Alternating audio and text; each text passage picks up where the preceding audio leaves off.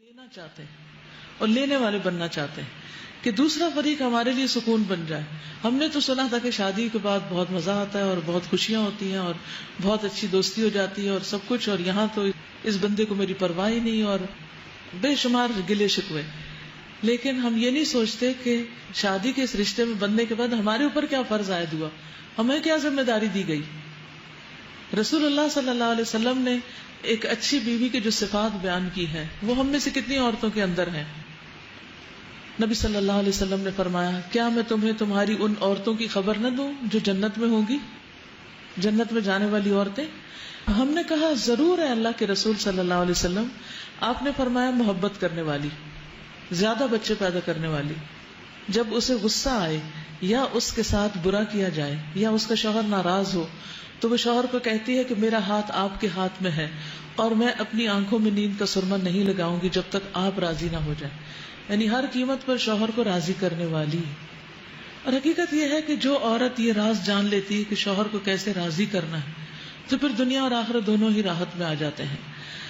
رسول اللہ صلی اللہ علیہ وسلم نے فرمایا, تمہاری بہترین بیویاں وہ ہیں جو محبت کرنے والی, زیادہ بچے پیدا کرنے والی, ہم نوائی کرنے والی, یعنی ہاں میں ہاں ملانے والی, ہر بات میں تنقید نہیں, اور ہمدردی کرنے والی ہوں, بشرطے کہ وہ اللہ سے ڈرنے والی, یعنی دل میں اللہ کا ڈر ہو اور اللہ کی خاطر ہی صبر کر کے یہ ساری قربانیاں کرنے والی ہوں. تو جس عورت کے اندر یہ کوالٹیز ہوتی ہیں پھر اس کا شوہر آخر ہار ہی جاتا ہے اپنی ضد سے اور اپنے ظلم و ستم سے, اور گھر کی فضا محبت کی فضا بن جاتی ہے.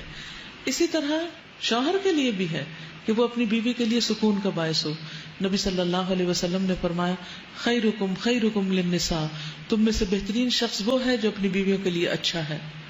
پھر اسی طرح عورت کے لیے خاص ذمہ داری کہ شوہر کے بلانے پر وہ اس کے پاس چلی جائے. رسول اللہ صلی اللہ علیہ وسلم نے فرمایا, اس ذات کی قسم جس کے ہاتھ میں میری جان ہے, جب کوئی شخص اپنی بیوی کو بستر پر بلائے اور بیوی انکار کر دے تو وہ ذات جو آسمانوں میں ہے وہ ناراض رہتی ہے حتیٰ کہ اس کا شوہر اس سے راضی ہو جائے. تو یہ بات جو ہے یہ عام طور پر اس کو بہت مس انٹرپریٹ کیا جاتا ہے اور یہ شو کیا جاتا ہے کہ اسلام بڑا ہی ظالمانہ مذہب ہے جس میں عورت کا تو کوئی حق ہی نہیں ہے, بس وہ شوہر کی غلام بن کر رہے. نہیں, اللہ سبحانہ وتعالیٰ نے شوہر کے مزاج کو جانتے ہوئے کہ اس کے اندر جس قسم کی آگ ہے اگر وہ ٹھنڈی نہ ہو تو بہت سے فتنے فساد پھیلائے گی, اس لیے عورت کو یہ حکم دیا کہ وہ اپنے شوہر کی اطاعت کرے اس معاملے میں, اور اگر وہ نہیں کرے گی تو گناہگار ہوگی.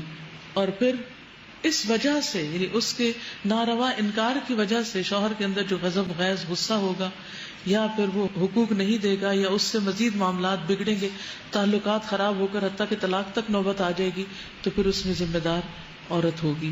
یعنی اگرچہ شوہر کا ظلم وہ بھی اللہ تعالیٰ دیکھتا ہے, لیکن سبب کیا ہے, ریزن کیا ہے, روٹ کاز کیا ہے, اس کو جاننے کی ضرورت ہے.